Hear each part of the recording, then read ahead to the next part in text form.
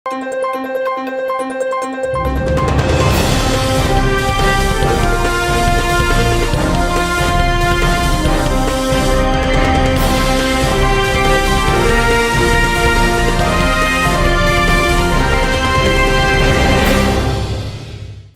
శివాబి news కు స్వాగతం. నా పేరు మహేశ్వరి. ఈనాటి వార్తల్లోని ముఖ్యాంశాలు.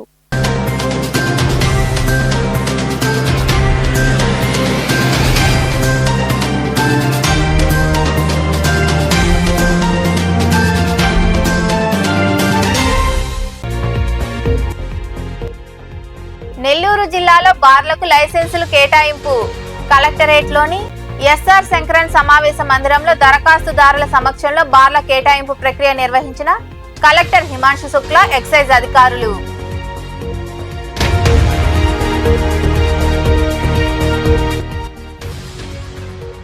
వైకాపా పాలనలో మంజూరైన మెడికల్ కళాశాలలను ప్రైవేటీకరించడం సరికాదు.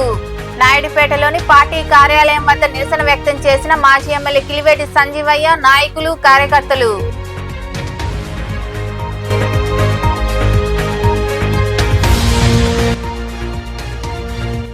వెంకటాచలం మండలంలో పిడుగుపాటు. ఇసుకపాలెం గ్రామంలో పిడుగులు పడడంతో రెండిళ్లలో ఆస్తి నష్టం. పిడుగుపాటుకు గురై వెంకటేష్ అనే వ్యక్తికి గాయాలు.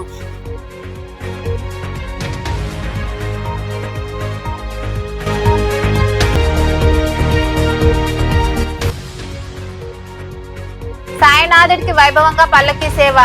మనుబోలు కోదండరామాపురంలో కొలువై ఉన్న సాయి మందిరంలో జరిగిన పూజల్లో పాల్గొని సాయినాథుడిని దర్శించుకున్న భక్తులు.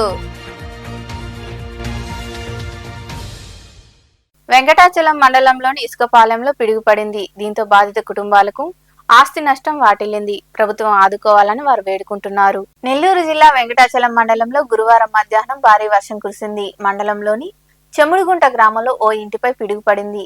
బయ్యా వెంకటరమణయ్యకు చెందిన గోడ కొద్ది మేర దెబ్బతింది. అలాగే ఇసుకపాలెం గ్రామంలో రెండిళ్లపై పిడుగులు పడడంతో ఆయా కుటుంబాలకు ఆర్థిక నష్టం చేకూరింది. ఇళ్లలోని టీవీ, ఫ్రిడ్జ్లతో పాటు విద్యుత్ పరికరాలు కాలిపోయాయి. సుమారు ₹1,00,000 మేర నష్టం వాటిల్లిందని బాధితులు తెలిపారు. పిడుగుపాటుకు వెంకటేష్ అనే వ్యక్తి ఒంటిపై దద్దుర్లు వచ్చాయి. ప్రభుత్వం ఆదుకోవాలని బాధిత కుటుంబాలు వేడుకుంటున్నాయి. నా పేరు కొరగొండ మాధవి. మా ఇంటి మీద పిడుగు పడింది. ₹50,000 వస్తువులు కాలిపోయాయి. పక్కన మా మరిది గారు కూడా బొబ్బలు అదురుడు వల్ల, ఆ మెరుపుల వల్ల ఈ బొబ్బలు వచ్చేసాయి. పంత అధికారులు స్పందించి మమ్మల్ని ఆదుకునేట్టుగా సహాయం చేయండి. నెల్లూరు జిల్లాలో బార్ లైసెన్సుల కేటాయింపు ప్రక్రియను అధికారులు చేపట్టారు. కలెక్టర్ హిమాంశు శుక్లా ఆధ్వర్యంలో ఎక్సైజ్ శాఖ అధికారులు నిర్వహించారు. ఆశించిన స్థాయిలో దరఖాస్తులు రాలేదు. నెల్లూరులోని కలెక్టరేట్లో ఉన్న ఎస్ఆర్ శంకరన్ సమావేశ మందిరంలో ప్రభుత్వ మార్గదర్శకాల మేరకు కలెక్టర్ హిమాంశు శుక్లా ఆధ్వర్యంలో ఎక్సైజ్ అధికారులు బార్ల లైసెన్సు కేటాయింపు చేపట్టారు.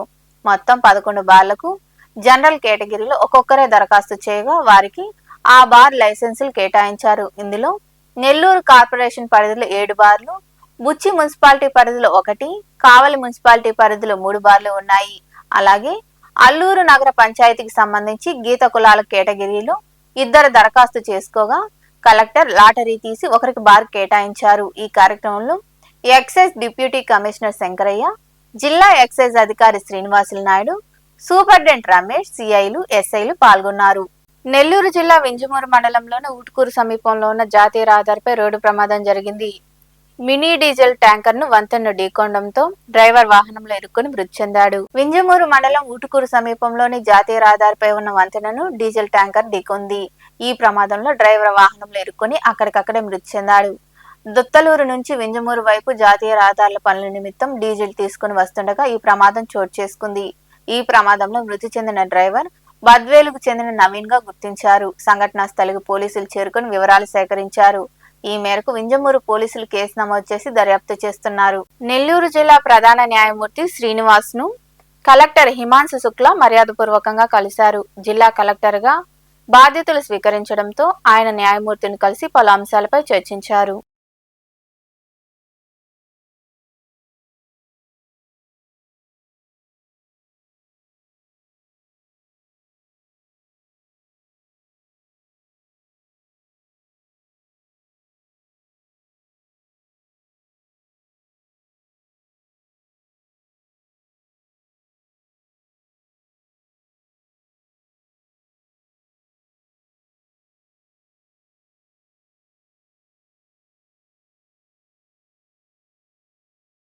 వైకాపా ప్రభుత్వ పాలనలో మంజూరైన మెడికల్ కళాశాలలను కూటమి ప్రభుత్వం ప్రైవేటీకరణ చేయడం సరికాదని మాజీ ఎమ్మెల్యే కిలివేటి సంజీవయ్య తదితరులు పేర్కొన్నారు.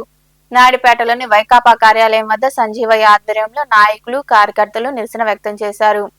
వైకాపా యువజన విద్యార్థి విభాగం నాయకులు నిర్వహించే చలో మెడికల్ కాలేజ్ విజిట్ కార్యక్రమాన్ని విజయవంతం చేయాలని కోరుతూ గోడ పత్రికలు ఆవిష్కరించారు. ఈ కార్యక్రమంలో ఎంపీపీ ధనలక్ష్మి, వైకాపా మండల పార్టీ అధ్యక్షుడు కలికి మాధవ్ రెడ్డి, నాయకులు కిషోర్ యాదవ్, తమ్మిరెడ్డి సుబ్రహ్మణ్యం రెడ్డి తదితరులు పాల్గొన్నారు.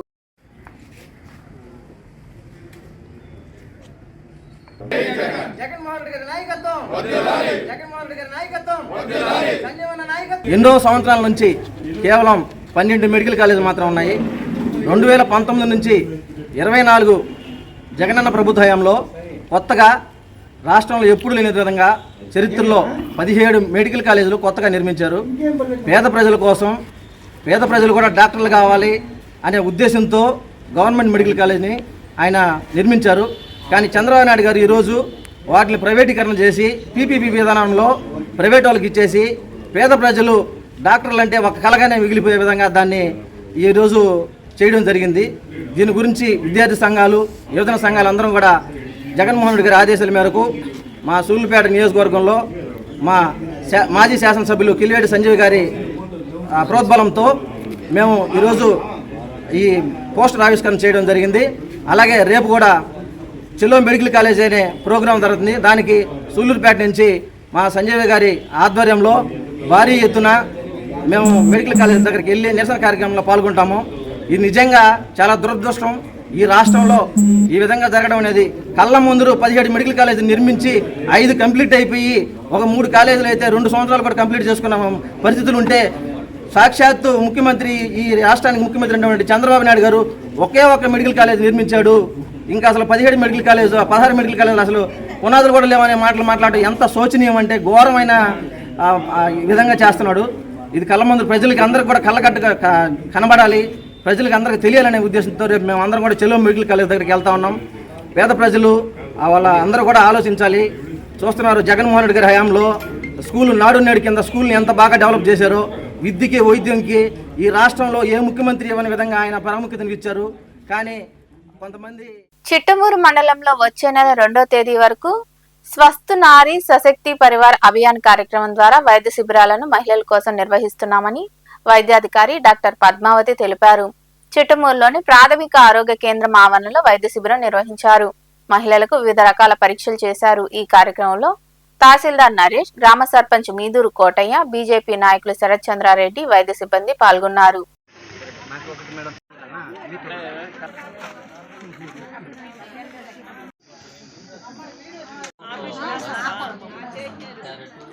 కొన్ని సెంటర్లలో కిచెన్ గార్డెన్ అనేది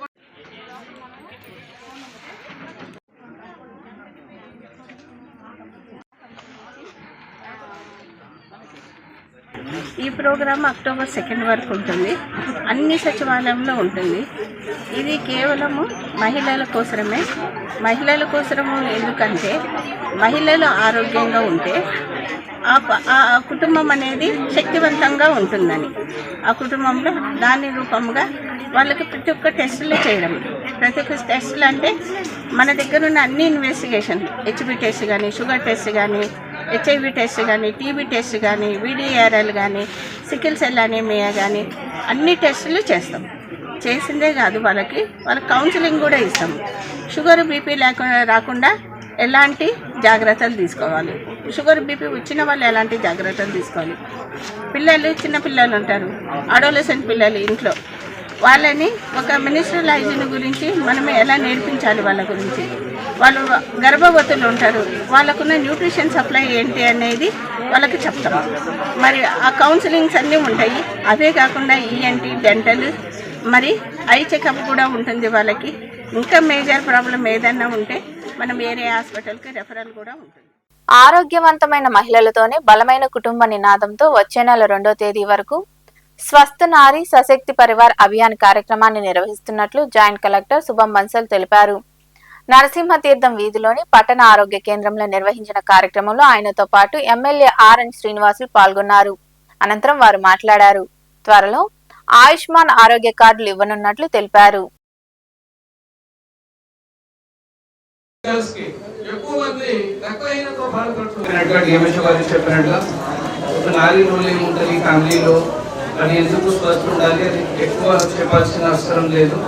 ఒక తల్లి అక్క చెల్లి ఆరోగ్యం బాగానే ఉంటుంది, అప్పుడే నెక్స్ట్ జనరేషన్ కూడా స్ట్రాంగ్గా ఉంటుంది. ఒక ఫ్యామిలీ అయితే సశక్తిగా ఉంటుంది, స్ట్రాంగ్గా ఉంటుంది. ఈ క్యాంప్స్ ద్వారా తిరుపతి జిల్లాలో ఏదో అయితే మనం ట్రీట్మెంట్ చేస్తాం, స్క్రీనింగ్ చేస్తాం, నేను అందరికీ ఆహ్వానం ఇస్తున్నాం. అదేవిధంగా డిపార్ట్మెంట్స్కి కూడా అందరూ డిపార్ట్మెంట్ ఒక కన్వర్జెన్స్ మోడ్లో వెళ్ళాలి, కన్వర్జెన్స్ మోడ్లో చేయాలి. ఓన్లీ ట్రీట్మెంట్ కాకుండా కొన్ని వ్యాధులు అయితే తెలియలేనివి కూడా ఉంటాయి, అది స్క్రీన్ చేసి ముందుగానే మనం గుర్తించుకుంటే అది మనం అడ్వాన్స్ ట్రీట్మెంట్ ఇవ్వచ్చు. సో అగైన్ ఇంకా ఒకసారి అందరూ సిటిజన్స్తో మన స్టాఫ్తో అందరితో రిక్వెస్ట్ చేస్తున్నాము, ఇది చాలా మంచి ఆపర్చునిటీ ప్రభుత్వం ద్వారా, గౌరవ సీఎం గారి ద్వారా ఇది ఖచ్చితంగా మనం. నాయుడుపేట మండలం మేనకూరు సెజ్లోని అరబిందో ఫార్మా కంపెనీలో అగ్ని ప్రమాదం సంభవించింది. సమాచారం అందుకున్న అగ్నిమాపక సిబ్బంది మంటలు అదుపులోకి తెచ్చారు. మీడియాను యాజమాన్యం లోపలికి అనుమతించలేదు.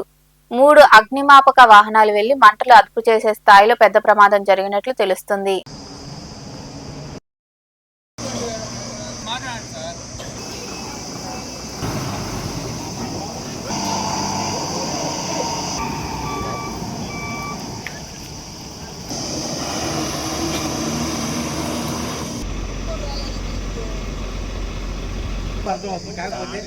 జరిగిందని చెప్పి మమ్మల్ని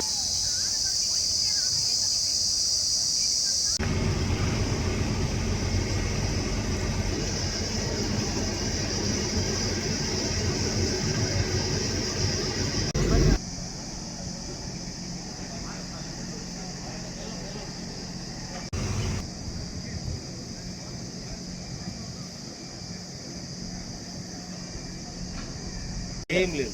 నార్మల్ వాంతులు వచ్చినట్టు వాళ్ళు మా హాస్పిటల్లోనే ట్రీట్మెంట్ తీసుకుంటాం తప్పించి ఏం లేదు. అవసరమైతే మేము బయటకు పంపించాం. జరిగిందని చెప్పి మమ్మల్ని ఏదైనా డెత్ కేసు జరిగితే మేము నవ్వుతాం.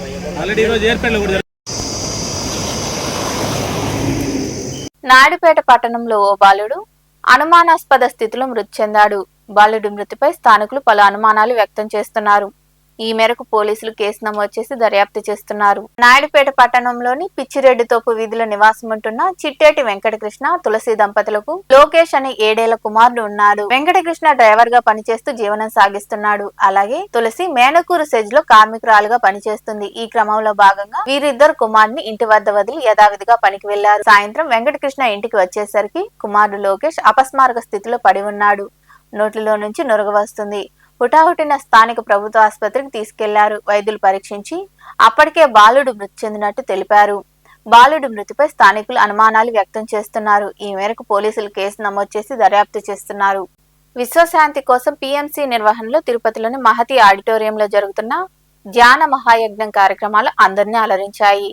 ధ్యాన మహాయజ్ఞం 2వ రోజు పిరమిడ్ ఆస్థాన విద్వాంసులు వయోలిన్ గణేష్ బృందంచే నిర్వహించిన సామూహిక అఖండ సంగీత నాద ధ్యానం అందరినీ విశేషంగా అలరించింది.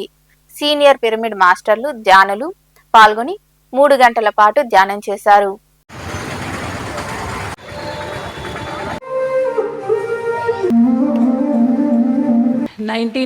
మేము యాక్చువల్లీ అమెరికాలో ఉండేవాళ్ళం. మేము ఇండియాకి మూవ్ అయ్యాము 99. అప్పుడు మా బ్రదర్ ఇన్ లా మాకు మెడిటేషన్ ఇంట్రడ్యూస్ చేశాడు. పత్రి సార్ని పరిచయం చేశారు. సారు ఫస్ట్ కలిసినప్పుడు నన్ను అడిగారు, మీరు ఏం చేస్తారు అని. నేను ఫ్యామిలీని టేక్ కేర్ చేస్తాను అని వర్డ్ వాడిన వెంటనే సారు ఓకే అది యానిమల్స్ కూడా చేస్తాయి, జంతువులు చేస్తాయి, ఏంటి గొప్పతనం అని అడిగారు.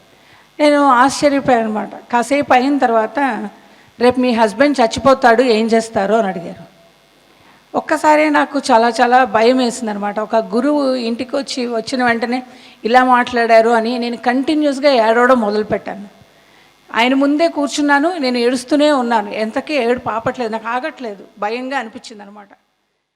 ఇవన్నమాట సరైనటువంటి కోరికలు, సంకల్పాలు ఉండటము, ఇవన్నీ కూడాను మనకి గౌతమ బుద్ధుడి ద్వారా అయితే పత్రికా ద్వారా చాలా సింపుల్ విషయాలుగా తెలిసాయి మనకి. సో అప్పుడు ఆయన అలాగ అన్నప్పుడు నాకు అర్థం కాలేదు.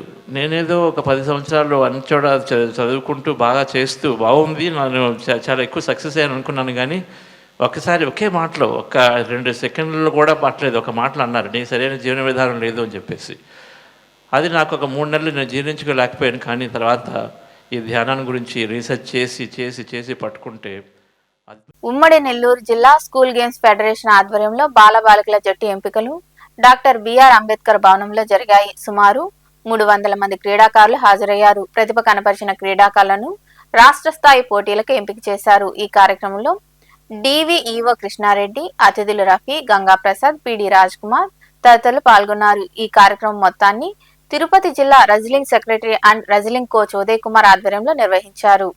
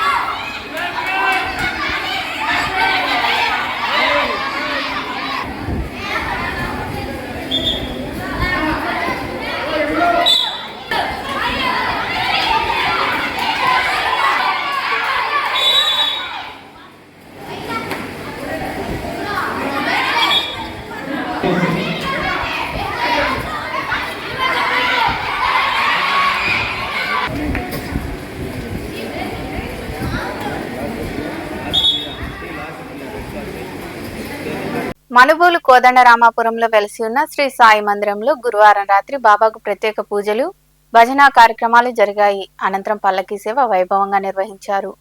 భక్తులు విరివిగా పాల్గొని సాయినాథుని దర్శించుకుని తీర్థ ప్రసాదాలు స్వీకరించారు.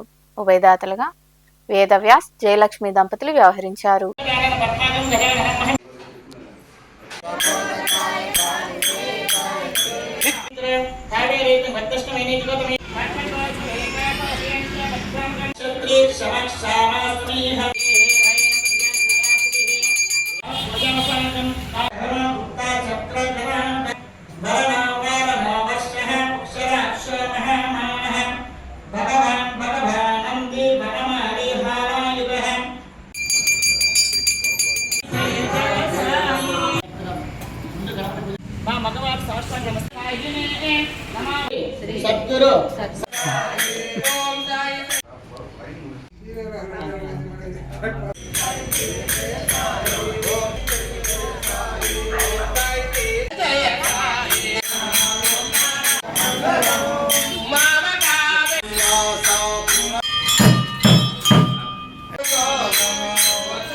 వార్తలు ముగించే ముందు ముఖ్యాంశాలు మరోసారి.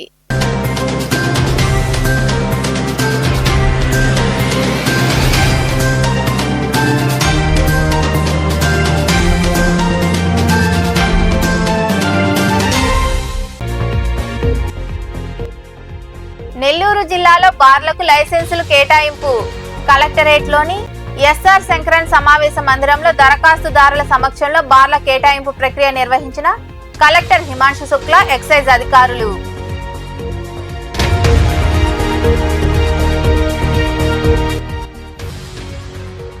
వైకాపా పాలనలో మంజూరైన మెడికల్ కళాశాలలను ప్రైవేటీకరించడం సరికాదు.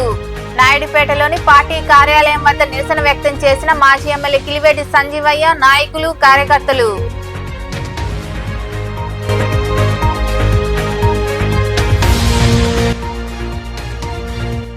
వెంకటాచలం మండలంలో పిడుగుపాటు. ఇసుకపాలెం గ్రామంలో పిడుగులు పడడంతో 2 ఇళ్లలో ఆస్తి నష్టం. పిడుగుపాటుకు గురై వెంకటేష్ అనే వ్యక్తికి గాయాలు.